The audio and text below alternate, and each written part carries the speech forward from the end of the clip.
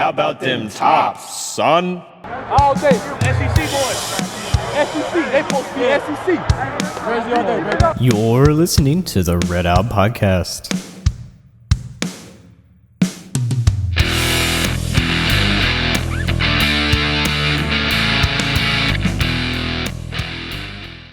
Five, four, three, two, one. Welcome into another Red Out Podcast. My name is Devin, and I hope you enjoy the show. If you do, keep listening, subscribe, and do all that good stuff, like, share, blah, blah, blah. We appreciate your support. Looks like we're going to have Jared in here just in a second. There we go. How are you going? How's it going, buddy? It's good. How are you, man? Doing good. I'm going to get my tongue tied tonight a lot. I can already feel it coming. It's okay. So I guess let's start with some winners and losers. And I will let you know, I do have a sound bite that I'm going to play because my daughter is very handsy with my phone. Oh, wait. Sorry. Here we go. And when she's talking to my mom, she took a picture on FaceTime, so we'll start doing. That's so good. Okay, so we have good news. We'll start doing that. So anyway, winners and losers. What do you got, buddy? I haven't got to pay as much attention recently, but if I had to choose a winner, I would have to say Louisiana Tech because I did my State of Conference USA article today, and they're actually in the lead of the West now. And that was something I saw coming. Like, I could just feel it once they started to play UAB and North Texas and all of those teams. I saw them, I was like, if they win those games, they'll move to the top. And sure enough, the way that it's gone is that it kind of surprised everybody and flown under the radar. But they're a really solid team. So, shout out to the Bulldogs as much as – see, look, your dog agrees. Oh, yes, completely. Yeah, I actually, when I was pulling up and doing a little show prep here, I saw that Louisiana Tech had slid into the number one, and I was like, oh, nice. So is Louisiana Tech a team that scares you going into conference play or tournament play? We split games with them, so that they could definitely have the potential to beat us again. But nothing scares me more than when you sweep a team in the regular season and you play them in the conference tournament, because usually 9 times out of 10 we end up losing that game. Amen. I was going to say against the really good teams, yeah. Well, I was going to say we split with Charlotte too, so. Yeah. But luckily, Charlotte's 6 games back, which, by the way, that is totally a game you would like to have back, right? Oh, yeah. That one was terrible. Gosh. Yeah. But another thing, too, with Old Dominion, we'll talk about this later. But, they're another team that I feel like we beat them a lot in the regular season. And then when it really matters is when we lose to them. Because we beat them first year when we were in Conference USA, then when they were number 25 in the country, and they probably haven't forgot that. I was going to say that, that's almost like a little Marshall rivalry thing going on right there. Honestly, the Old Dominion Western games in college basketball are always so good. So good. There's always something crazy that happens. Like when we got off to a 21-0 start in basketball and ended up losing that game. That made me so mad. I was going to say, it's almost as bad as when we played them in football and actually made ESPN and had that god-awful freak show play that happened at the end. That was, for those of you who don't remember, you need to look it up on Hilltop Revolt. I'm sure the Tower X probably got that game on there at some point. But good God, that's just a bad memory Western fans want to forget. If I had to choose a loser for the week, I don't know if you saw this, but it would have to be Wright State because they played Milwaukee in the Horizon League tournament. Like, Wright State was a 2 seed, Milwaukee was an 8. And I think that Wright State was winning 71-48 with 7 or 8 minutes left in the game. And they ended up losing in overtime to Milwaukee. So, that was an epic collapse. March Madness has already begun, and we're only a couple of days into it. So, that's a good sign. Well, before we start talking March Madness, let's talk a little bit. We got women's volleyball beat Marshall 3-1, and which, anytime we play them, it's great. Women's tennis lost 6-1. Of course, I guess we ended up sweeping Marshall in volleyball. because we beat them 3-0 on the 28th, and on the 1st we beat them 3-1. Then, of course, we'll get into men's basketball in a minute, but that February 28th game, that's the kind of game we needed right there. 91-58. And of course, baseball ended up losing one of their games to Cincinnati. I think they won the opener, if I'm not mistaken. They played. Sorry, I'm trying to pull it up here. I think it's like North Dakota State was the opener, wasn't it? Was it? Okay, you might be right. I don't keep up with baseball much. Okay, on Saturday we played and we won 5-4, and then softball played Bowling Green State in the Hilltopper Classic and won 8-0.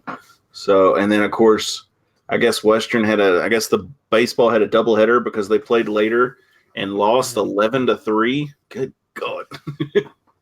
So that seems rough. That does sound really rough. That's one of those where you're like, man, I bet y'all wish that you had a 10-game run or a 10-run rule like they do in Little League. When we played Vandy, especially, that was just brutal. Oh, that was awful. Of course, volleyball beat, like I said, they beat them. Then of course, Western's girls. I get so lost on the Western sports page. I'm just gonna pull up ESPN here. I'm so lost on theirs. I just can't even focus on it right now. So the girl in women's basketball, we actually ended up winning our first game, 66-56, and then we ended up losing the second one, 82-79. But for the first game there, we've got, oh my gosh, how do you say her name? Poyo? Poyi? I'm not really sure. I know, right? I'm saying it so wrong you can't even understand it. Just make it the most rednecky way possible. Poyi? There you go. I can't even click it to see what her name is. Well, I can tell you right now, she scored more points than El Dagawe, and she got 23 points. I'm assuming it's Felicia, but congratulations to you. Having a great game. Got 9 of 14 field goals, no free throws. Western shot 42%, 44% from three. We had 5 less turnovers than the Panthers. They look like a cougar to me. I don't know why. I mean, it's literally the same thing. It's just a different name. Yeah, but I don't think you can call a girls' basketball team Cougars, can you? Well, yeah, that might be. Well, I assume that Houston and BYU, I mean, they're technically the Cougars. I mean, I don't see them changing their names. So okay. Of course, this is the new generation and everything. I don't know because I'm an old man. But is it the Lady Cougars or are they still just the Cougars? You get what I'm saying? I would have to look that up. I'm not sure. I don't know. But anyway, the Panthers. Western had 3 more rebounds in the first game. And that's probably what happened is Western basically just shut them down on defense. Had 5 good takeaways and got a few more rebounds than they did. Basically dominating the first and second quarter there, and then had a back and forth in the third, and the fourth just pulled away, and that's basically how you're going to win that game. Yeah. Now the second game, the Panthers, Lady Panthers, whatever you want to call them, they ended up basically staying with Western the entire time. It looked like a dogfight. Mm-hmm. Western shot 43%. They shot 45%. We shot 25% from 3, which that's going to kill you every time. Western had 15 turnovers. They had 16. And rebounds, we had 36. They had 38. So they came to play, basically, is what I'm looking at. And El Dagawe, Abba Dagawe, God, I'm sorry. Okay. I just want to apologize beforehand. I'm probably going to screw your name up. I'm sorry.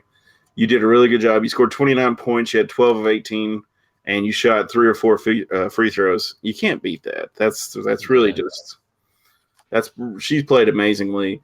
But FIU ended up taking the game. And, of course, Western is 5 games back from first, and Middle Tennessee rolls first. They're sitting on top of that as far as the women's side. In the East is concerned, In the West, Rice is the king, queen. They're the ruler of the West. Okay, sorry, I just saw this and it kind of made me laugh a little bit. Do you know how many games UTSA is out in women's side? No, I don't. 12. Goodness. They're 12 games back from first in the West. Yeah, First off, Rice is pretty dominant. That's sad, and I hate that for them. They are 0-14 in conference and 2-17 overall. I don't know if there's a backstory there, which might be interesting, or if they're just not having a really good season. So, best of luck to UTSA. And actually, sitting at 9 games back is UAB women's basketball. That's kind of surprising. They used to be pretty decent. But this is funny to me, okay? Just looking at these on ESPN, let's go to the East. Now what's going to make this, picture this if you can. Charlotte's sitting 2 games back. FIU, FAU are 4 games back. Marshall and Western are 5 games back. And then the furthest out is Old Dominion with 6 games. When you go to the West, you got North Texas with 2. You've got UTEP with 1. You've got Louisiana Tech with 5. Then we go crazy. Southern Miss is 8 games back. UAB is 9 games back. UTSA, 12 games back. That just blows my mind. That we can go from like 1, 2, 5 to 8, 9, 12. Like, good gosh. What have you done? What's going on over there? No, Rice has just been that dominant for the most part. They really have. I have to actually look up something real quick because I got called out last week, so I'm going to pull up a thesaurus.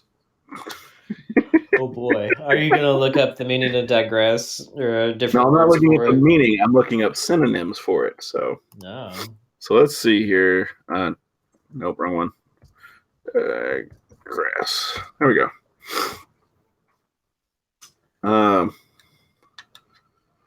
Okay. Your word of the day from Red Out Podcast. Yeah. So I get sidetracked. Let's turn aside. Let's wander away.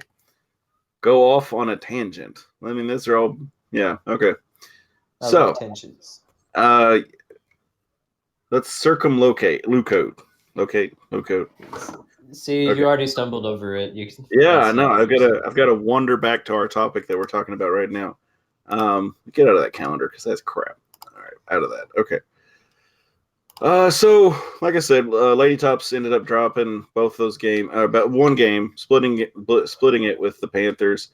So that's good. I mean, that's a positive note for them. Chances of making it to, well, I don't know. How are they doing Conference USA women's side?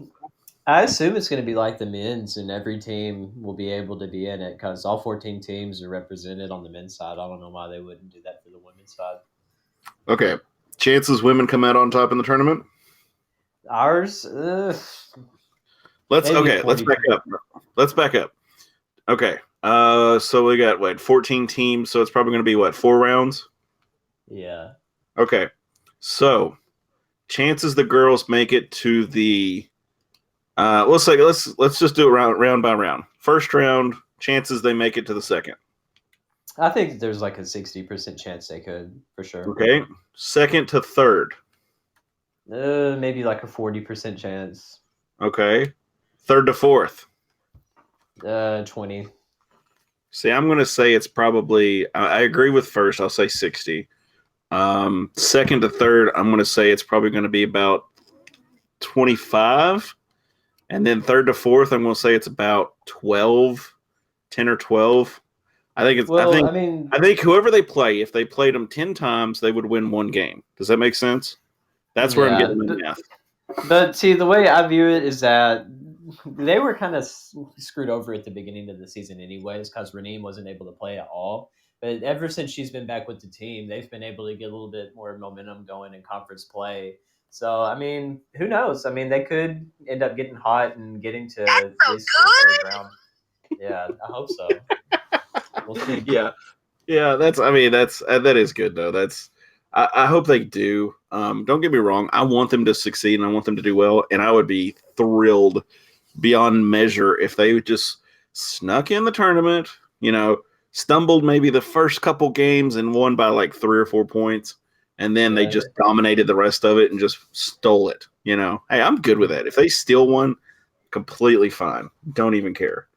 Let's see here. All right, let's talk men's. Let's get back on subject here. The good old Dr. Jekyll and Hyde team, known as our men's basketball program. Okay, so obviously we lost to Houston, which was bad. Yeah, that was atrocious. I saw the score. They made Quentin Grimes look like Kyrie Irving. That was just. I mean, he is an exceptional player. Like that dude is going to be an NBA player. At least he should be. Like I haven't checked the latest NBA mock rounds and stuff to see who all's going where, but Quentin Grimes needs to be playing professionally. And also they played. I think it was USF after us, and they ended up completely obliterating them as well. So we shouldn't feel too bad. But as good of a team as we're built to be, we still shouldn't have lost as bad as we did, in my opinion. Okay, let me see where Houston's ranked. They're ranked 9th right now, which, by the way, that's if we could have stole that game, that would have been awesome. But with Western playing such a good team like Houston, I honestly, even Jude Redfield, I don't know if he listens to the show or not, which I hope he does. I listened to him that morning before they played because I like watching Jude, support him. He's a Hilltopper. And local Louisville weatherman. But anyway, and he's like, bet on that game all day. They'll get the under. And I was like, I completely agree. We talked about this last night. And when I saw the scores, I was like, I saw Western score, and I thought, oh, somebody screwed up again and sent out the halftime instead of the final. And then I clicked it and looked at it, and I was like, no, this is really bad. And I was like, oh, Houston got 81? Oh, this is awful. This is a disaster. But usually Western, from my experience and from what I've seen a lot of the year, has played up to the competition, which is both good and bad. Yeah, usually. That's good and bad. We've played up to the Alabama. We've played up to Memphis, some of these other teams. We didn't do so well against West Virginia, but we stuck with them. We were 6 points off. That's not that bad. Yeah. And, then you have these other teams where you're like, ooh, we should have really done a lot better. Charlotte, Louisiana Tech, which they're actually turning out to be pretty good. But then you see that score and you're like, oh my gosh, we didn't even score 60 points. You would think that this team should be able to at least throw up 60 points. But anyway, what were your thoughts on the game? It was just really disappointing. Like they were able to hang in there in the first half, despite Bassie only getting hot at the last 2 minutes of the game. Like they were able to get within 1 point after being down by 12. But I thought, man, we got a shot. They're going to come out at halftime and we'll hopefully look better. But God, we looked horrible.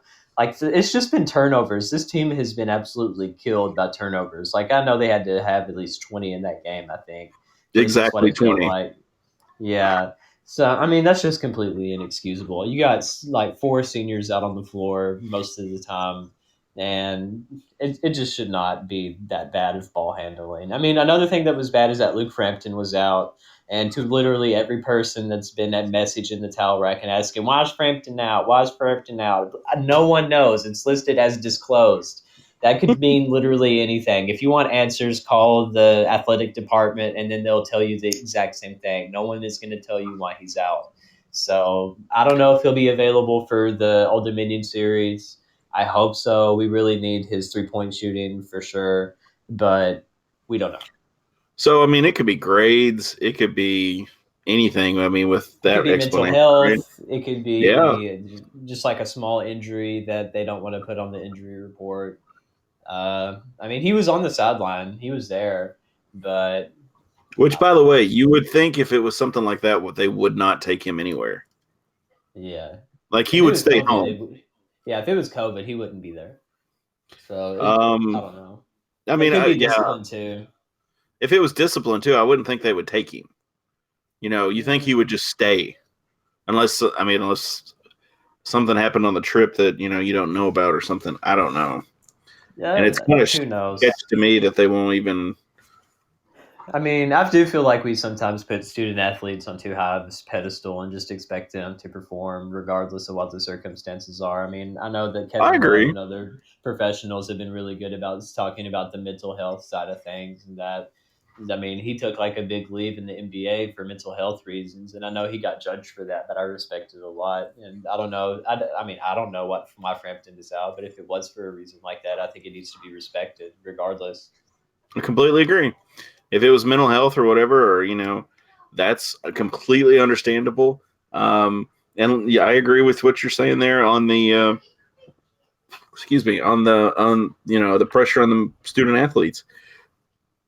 That's always my criticism of Big Blue Nation, because they will jump on these 18 and 19-year-old kids for missing a 3-point shot or something like that. And I've never understood that, because these kids are 18 or 19 years old. Give them some slack. It's just a game. At the end of the day, Kentucky.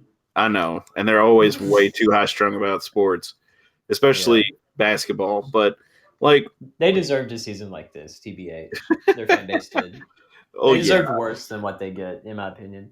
but like, here's my thing with like well, just Kentucky basketball is just the one I'm targeting right now, because like, you can't go after a kid. Like, for instance, when they lost to whoever, I'm not even following them this year. Like, if they lost to Tennessee, which they probably did, it's not like the state of Tennessee is going to take over the state of Kentucky. It has no bearing on your life except for your coworker that may cheer for Tennessee. What are you talking about? Tennessee's already taken over Kentucky. I live in Simpson County, right on the state line, and I guarantee that 80% of the people in our Walmart right now are from Portland and not Franklin.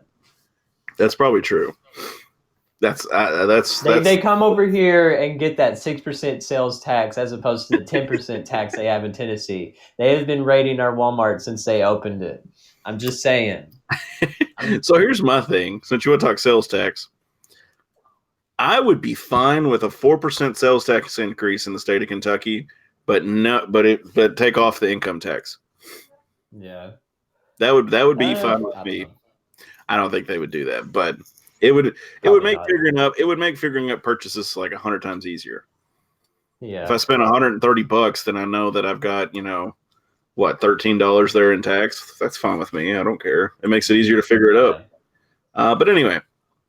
So we're talking about the Houston game. Basically, Western came pretty close right there at the end of the first half. It was 38-39 to end the first, which that's pretty awesome. I know they struggled part of the way through the first. It was 19-31, whatever. And then Western's, basically kind of held them off for a little bit. But just like you said, that Grimes kid, they made him look like Kyrie Irving, Steph Curry, whoever you want to call him. I mean, the dude scored 33 points, 11 of 21, and 3 for 3 free throws. That dude was on fire. That's somebody you wish you could have caught. I mean, they didn't guard him. I mean, that's just part of Stansbury's defense, is that no one wanted to guard him, it looks like. I mean, he was taking all these wide open threes, and guess what? He's going to make them. So I don't know why Stansbury doesn't know how to teach defense, but he can't at this point. I've seen 5 years of this nonsense, and it's pretty bad. You sound really upset over there. I am really upset. Between the Walmart, the Franklin Walmart, and I don't know which angers me more. I don't think I could tell you which angers me more. They're both almost equal. Western's defense and Franklin's defense to Tennesseans is both pretty atrocious. And people who put their phone on speaker and trying to get you to hear the order to the other side. That's worse than both of them. I will say, I've had listeners messaging me and talking about how hilarious that is, that they've never heard that. So, but I will meander back to the topic. Field goal percentage, Western shot 41, Houston shot 46. 3-point percentage, Western shot 23 and Houston shot 41. Jeez. And like you said, with whoever you said, Frampton, is that right? Yeah. With Frampton being out, that's going to take out a big chunk of that. Because I'm going to say, if we had him in the game, at least I would be willing to bet. What would you say? At least 10 or 12 more points onto what we had. It depends on how well he was shooting. Even if he just made like 3 or 4 threes, that would be like 9 to 12 points. So that would have been pretty big. Okay, Western, and exactly what you said earlier. Western had 20 turnovers where Houston had 9, which completely detrimental. You cannot win a game when you have 11 more turnovers than your. Excuse me. But and of course we were dead even with rebounds. We had 31. Where is your mind as far as this Houston game when it comes to judging success for Western? If we scored 70 points, do you think we're going to win the conference tournament playing Houston? If we score 60 points, how do you judge this game with conference play? I feel like even if we would have kept it within 15 to 10 points, all of us would feel so much more comfortable going into Frisco. But just taking a blowout of that magnitude, I mean, we've always seen what this team is capable of. I mean, beating Memphis, beating Alabama, and just kind of throwing away this opportunity literally to the other team. I mean, all those turnovers. I mean, I'm always going to come back to that. That in the defense has been our issue. But I don't think it's the end of the world. I mean, thankfully with FIU, we were able to rebound a little bit and still be able to be first in conference right now. But we're going to have to take care of business against Old Dominion because I don't think we're going to get it at large.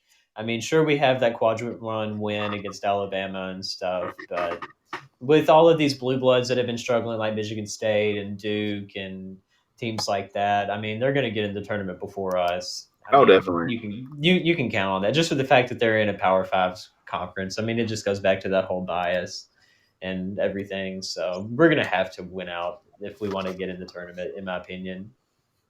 So here's my question. Let's talk. Yeah, see, Diddle agrees. Yeah, he does.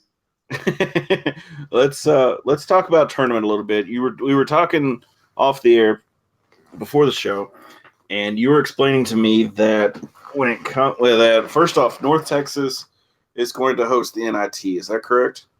Yes. So the NIT is still a go for this season, but it's going to be a lot smaller field than it normally is. It's only going to be 16 teams altogether.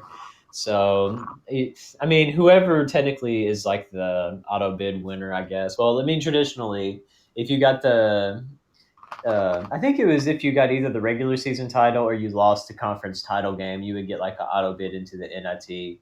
So that's something that they could potentially do. But I don't think they're doing it that way this year. They're probably just going to have to do it with like the 16 best teams that don't end up making the NCAAs. I'm sure that's what they're going to try to go for. So, I mean, I think there'll be maybe a team or two from Conference USA that could represent it. But, I mean, it'll be the same thing. They'll be familiar with it because they'll be playing there literally like the week before. Now, another thing, we've been speculating for a few weeks as far as how the NCAA tournament's going to play out. I'll let you explain that because you were explaining to me how they're going to do it. Go ahead.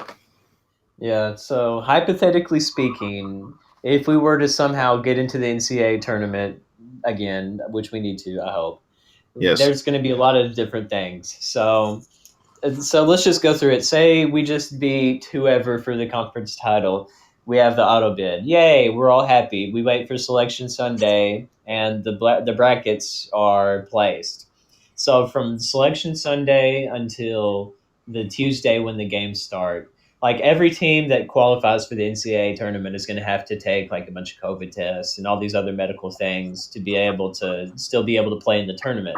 So let's say that we win the tournament, but one of our players catches COVID for some reason, then we would have to back out of the tournament. But if it's before the tournament begins, Conference USA can pick another team in the conference to be the representative for CUSA and put them in our spot. But it would change the seeding of the bracket. So like we would be a higher seed, like a 12 probably, but they put in North Texas or Louisiana Tech instead of us.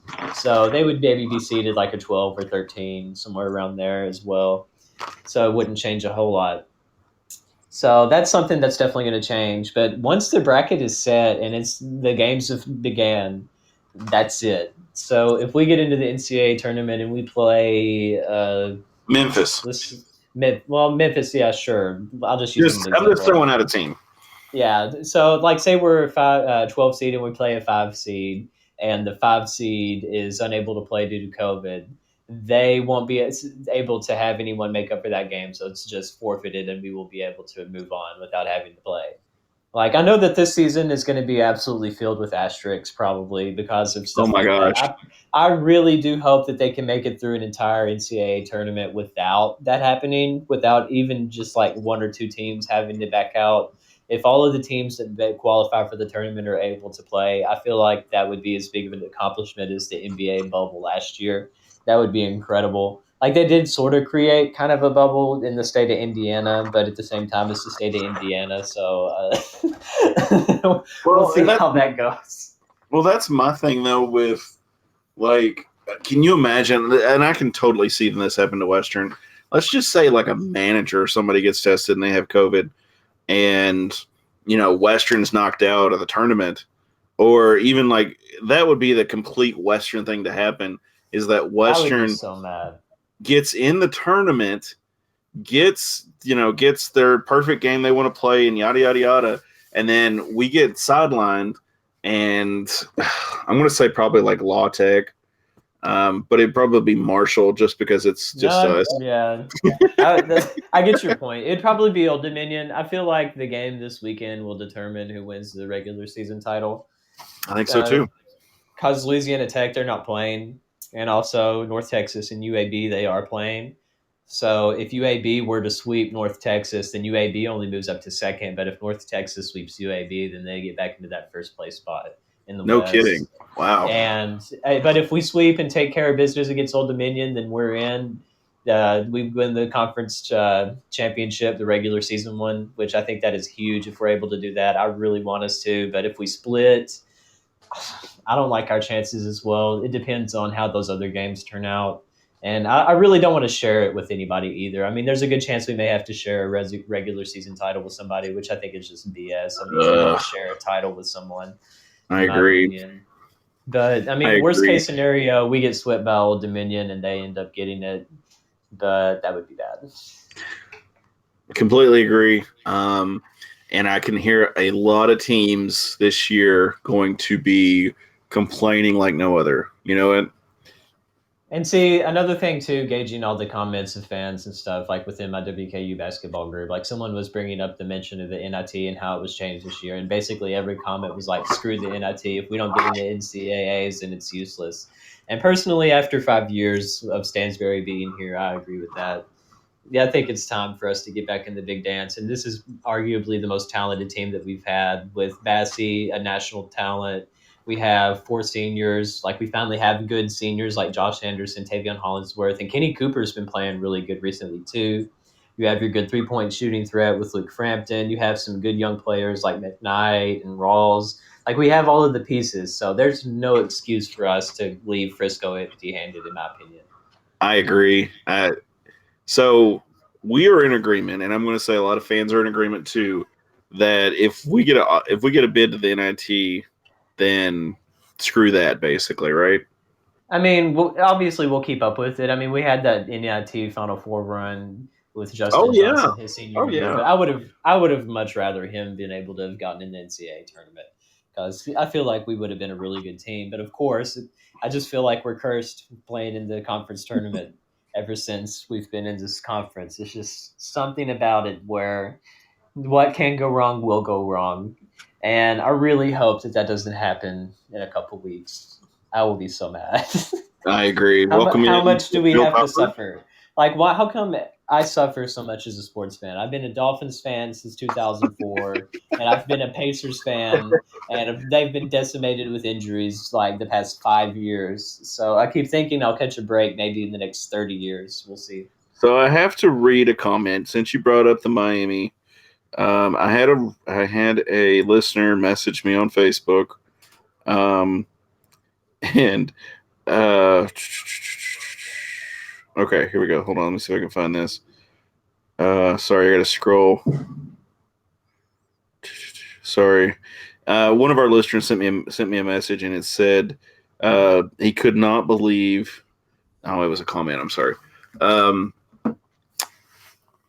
That Tom Brady has plagued you for, what was it, 14 or 15 years?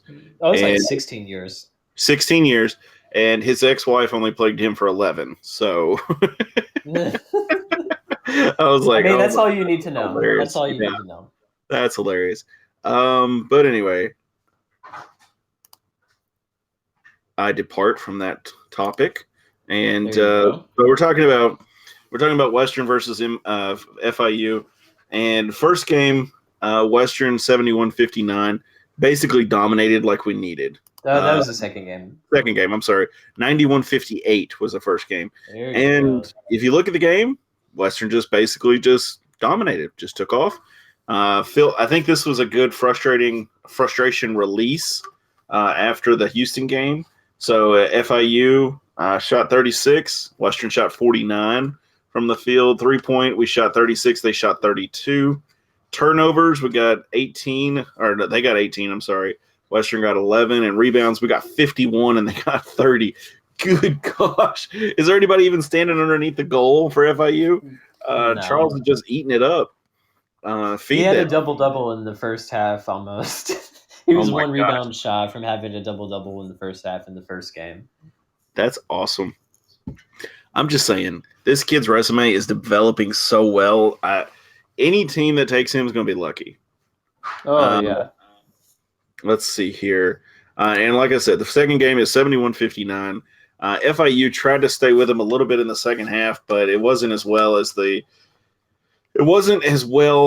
Western ended up pushing off and just kind of running off with it, shooting 35% from the field, 51 for Western.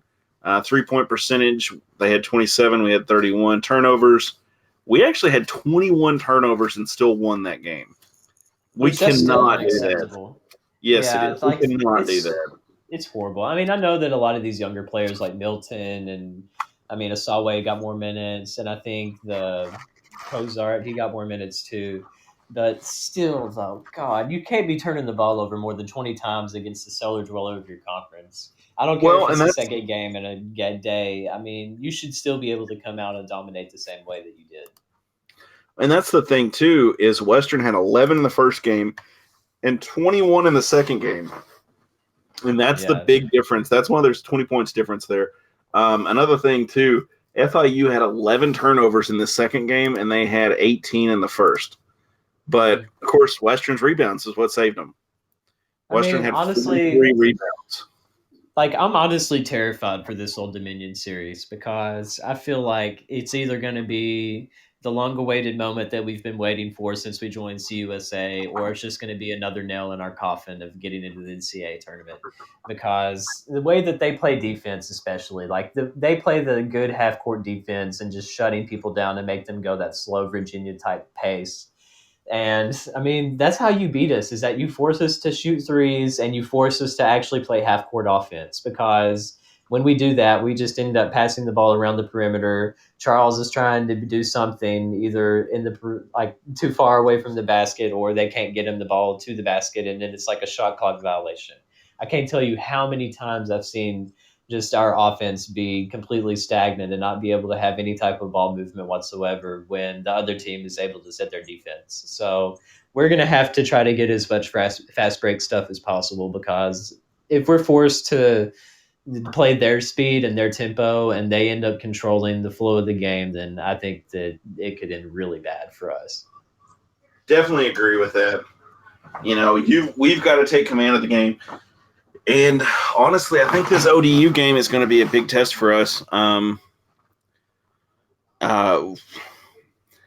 This ODU game is going to have to be a big test for us. I mean, I would honestly like to see us beat ODU straight up, get the conference regular season title, and then head into the tournament, maybe not with the big head, but with a chip on our shoulder, and would just be set, you know?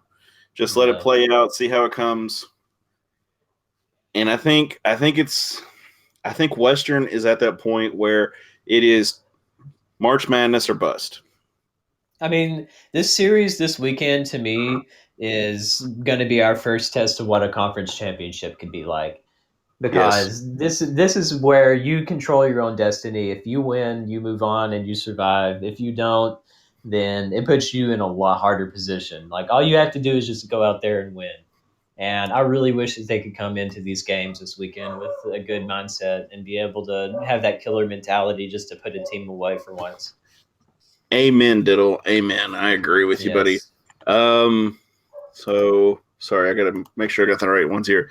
But yeah, we definitely got to have that chip on our shoulder when we go into the tournament. But this is something that's kind of wild to me.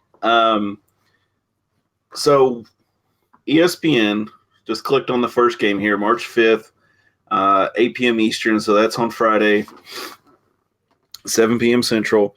What do you want to guess ESPN's matchup predictor has the game set at? I saw it. Round numbers. Okay, so you've already said it. Okay. Well, So spoiler alert for our listeners. Western has an 83.6% chance of beating ODU, according to That's ESPN. way too high. That's I way completely too high agree. for my liking. Completely agree.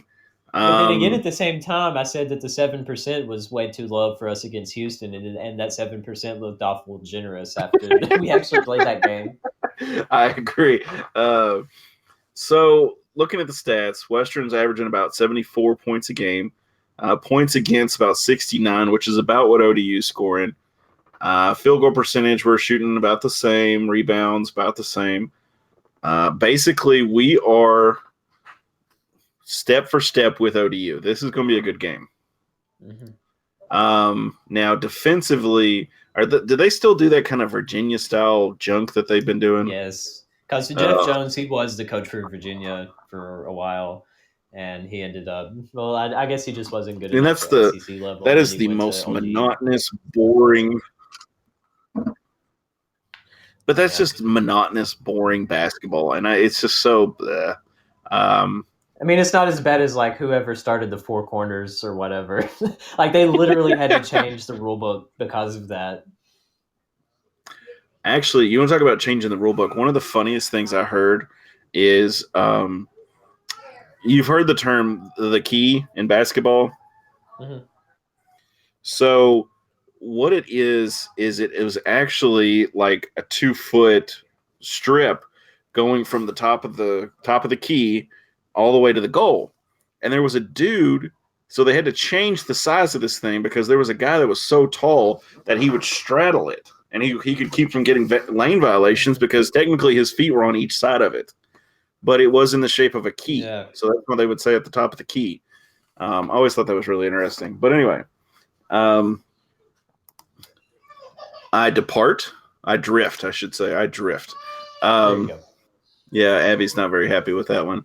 But anyway, so what are your chances? What are you thinking? What is your percentage chance this weekend for Western to sweep ODU? I mean, it's about the same as it always is. I feel like for the first game, we definitely have a really good shot of coming out and playing really strong. And I think there's like a 70, maybe 65% chance we win the first game, but it's that second game that's always the killer. Like whenever you play the same team back to back like that, I mean, it's just so hard to completely sweep, but especially with the good competition.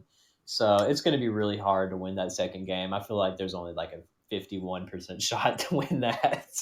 I think that's fair. As far as the second game goes, because this is a good team. They are defensively really good, and I think this team can really make some changes on the fly. And I honestly, I'm kind of wondering if 50% isn't a little high. I think we're maybe in the 40s for winning that second game. Yeah.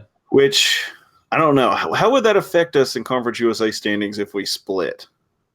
If we split, maybe because technically our record would still be better than Old Dominion's. We would both have 11 games, but we would have two less losses than them. So technically, we would have the better winning percentage than they would.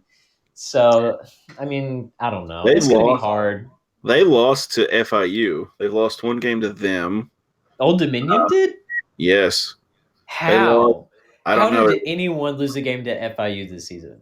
They lost 82-67. Did they have their entire team decide to not play and let the managers play? I think they decided to play with one hand tied behind their back. Yeah. But then they lost to Rice, which that's understandable. I think. No, it's not understandable. I'm sorry, because Rice is in the bottom. I've got girls and boys. I haven't switched. Oh, I was gonna say, hold up. Okay, I'm holding. All right, no, I was saying like, hold up, wait a second, as in like, what are you doing?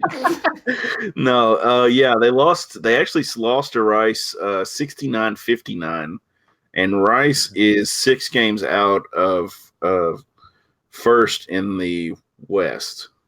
Mhm. So, I mean, that's they lost to. They split with UAB, and they split with Marshall. So there's a lot of games. I'll need to see the stats for those games that they lost, just to see what went wrong. I know, right? Hopefully, we'll be able to exploit that as much as we Yeah. can. We'll have to call Stans and be like, hey, did you see this? This is what you need to do. Did you watch that film on that other game? But anyway. Honestly, this may sound terrible, but I feel like part of the reason why we end up just playing bad sometimes is because our players literally can't hear Coach Stansberry yell out anything because he's so hoarse. Like, he needs to get vocal damage repair. He needs to get his vocal cords fixed. Like, if you've heard any of his post-game interviews, like, you can barely hear the man. It's like he's whispering. Like, I feel like that might be part of our problem. So can we get like a lozenge sponsor for Coach Stans and just let him get some free lozenges or like I didn't take any vocal pedagogy class or pedagogy, however you say that word. Like, just studying how the vocal cords work. But good Lord, he needs some vocal surgery or something because his voice sounds completely fried, like 24/7. I could see that though, and I hate that. I actually know a lady who, I don't know what happened to her vocal cords, but her husband he was in his like 80s or 90s, I think, and he was really hard of hearing, and she had some issues with her vocal cords, so she could only talk slightly above a whisper, and it was always kind of like Stans, like it was always hoarse. So they really didn't even talk to each other. Yeah. See, this is what you can do. If you don't believe me, pull up an interview or something from where Stansberry was at Mississippi State and listen to him talk, and then go listen to the most recent presser that we've had with him, and you'll tell a big difference. Let me see if I could find one real quick here, just for our listeners. Yeah, just so they can hear his voice. Yeah, type in Rick Stansberry interview, but be sure you put like Mississippi State or something on it. Which it is crazy. I mean, do you remember the fact that Coach Stansberry was literally SEC Coach of the Year once? No, I did not. And okay, let's see if we can hear this real quick. I had forgotten about that, but that was in 2004. I think it was a long time ago. Give their coach credit. He did a great job getting his team ready to. That's not too bad. They could have very easily just caved it in. At least you can actually understand what he's saying. Yeah. What's the date on that? What's that from? This is on March 1st. I don't know what game was that. FIU. Yeah. Of course, it's okay. So credit to WKU Sports on YouTube because this is who posted this. But I'm trying to find like a post game interview real quick.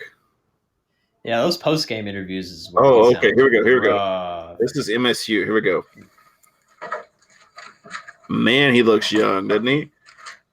This is MSU's loss to UK 81-75 in overtime. Dang. Credit to Blue Nation blog on YouTube. I bet they enjoy that. All right, Rick, quit playing with your water bottle.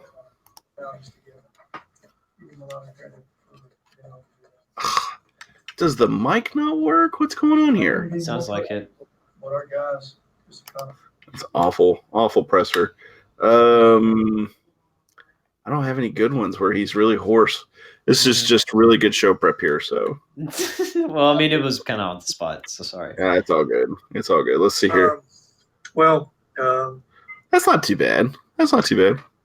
Yeah, there was one the other day though. He You know what to sounded rough. expect a little bit. It was a last minute situation with Josh out there.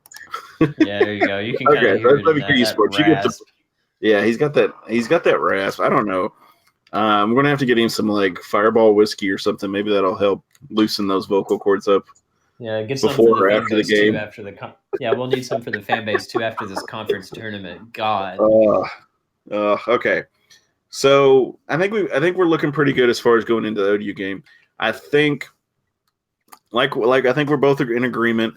Going into ODU, I think it's a win first game, maybe drop second game. Yeah, And realistically, that's how I would see that.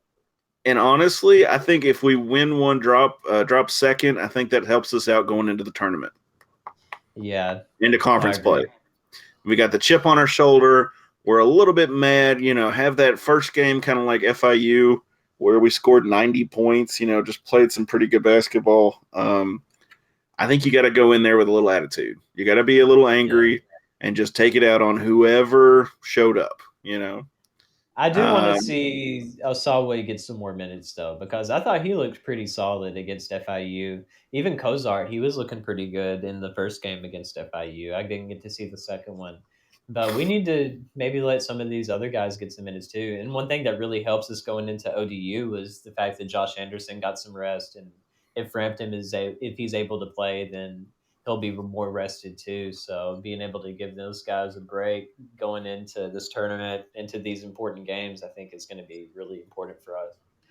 I completely agree with that. Check it out. Check out the games. I don't know.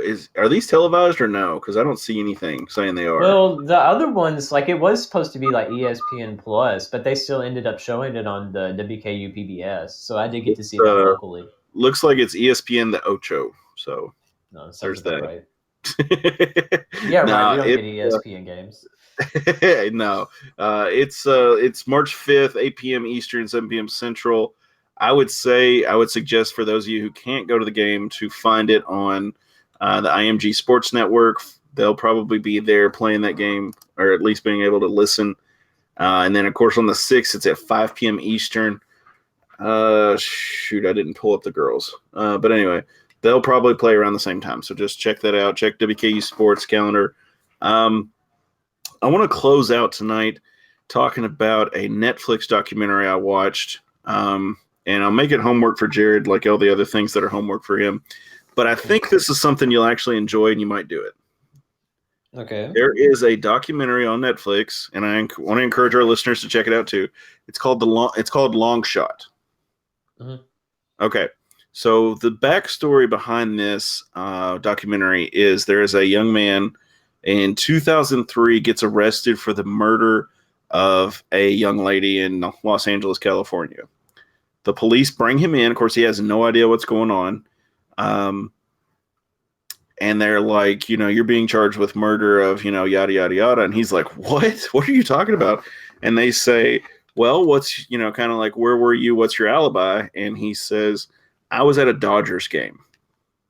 Mm-hmm. Of course, they're like, yeah, right, prove it. So, of course, he gets a lawyer. The lawyer puts in the work. And the rest you'll have to see on the documentary. But I will not spoil it for you, but it's a really good documentary.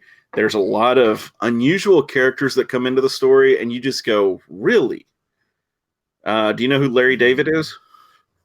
I've heard of him. Okay, Was he the is announcer the guy creator. that they've had? No, he's the creator of Seinfeld, and he did a show on HBO called Curb Your Enthusiasm. I have heard of that. I was just way off. I can't remember the name of that long-term announcer that they had for so long.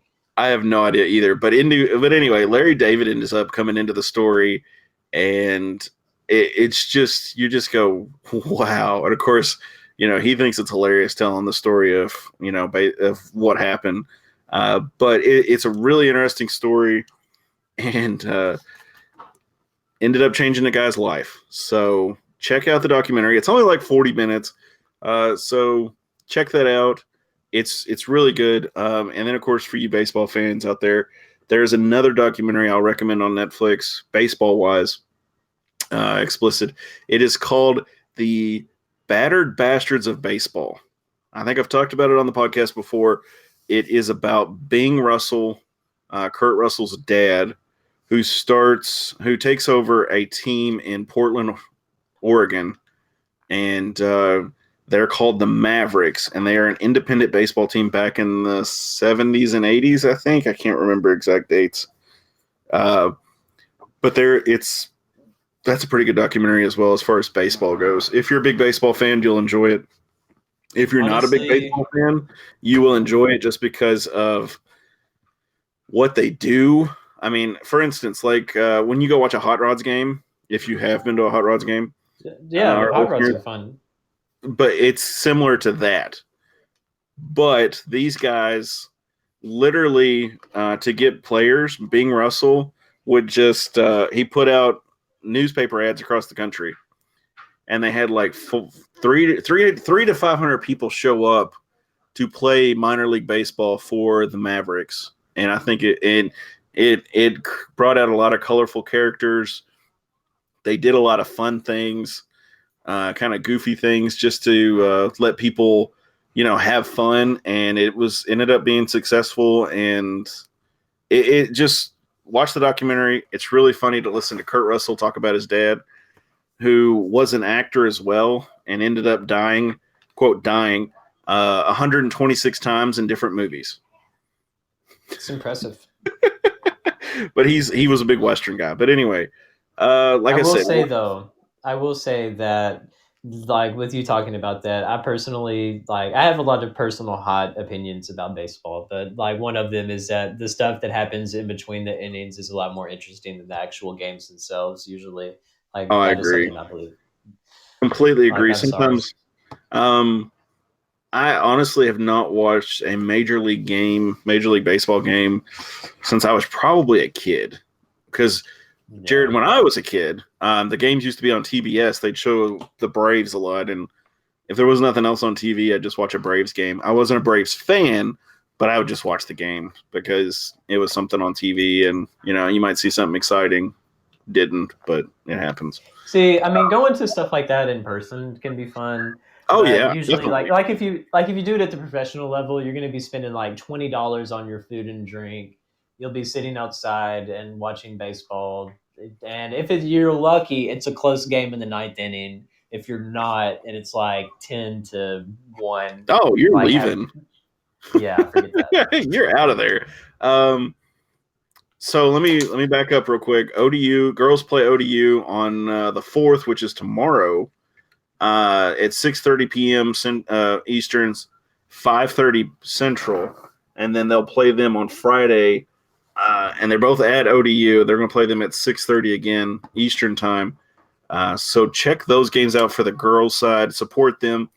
They may be having an off year this year, but next year they may be doing well. And if you've got a little girl who likes watching basketball or, is needing somebody to cheer for or do something with, things are starting to open up, with COVID and everything. Maybe this next season you can take your little girl to a game. You can show her a game on TV with these young ladies playing. This will mean a lot to them, the athletes, and, it'll mean a lot to your kid in the future. So support the Lady Toppers. And, of course, men's is going to play on the 5th at 8 Eastern, 7 p.m. Central, and they play on the 6th, which is Saturday at 5 p.m. Eastern, and that'll be 4 p.m. Central. I'm sorry, I got to do math in my head, and subtracting 1 is just awful sometimes. But anyway, I'm going to say it's going to be on the IMG Sports Network. If there's anything released in the meantime, check out the Towel Rack. The guys at the Towel Rack and us, we always shoot out as much stories and stuff as possible. And that's all I've got, guys. But as always, go Tops! Go Tops.